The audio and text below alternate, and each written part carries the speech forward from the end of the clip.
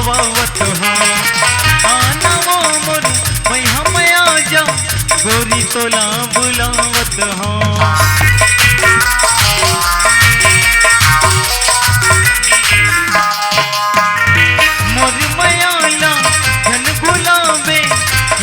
तोला धवावत हाँ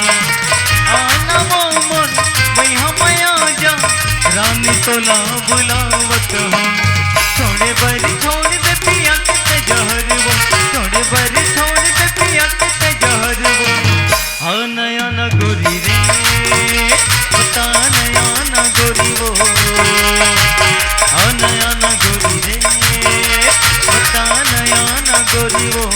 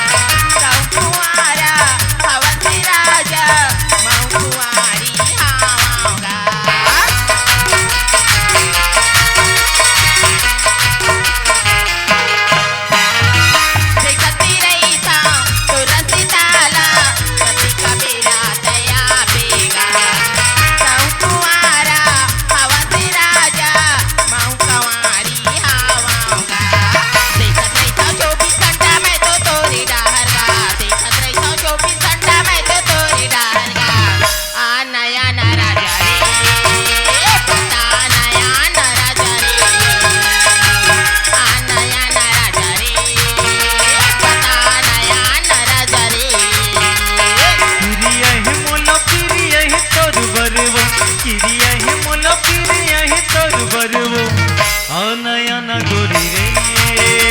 बता नया न गोरी वो नया न गोरी रे बता नया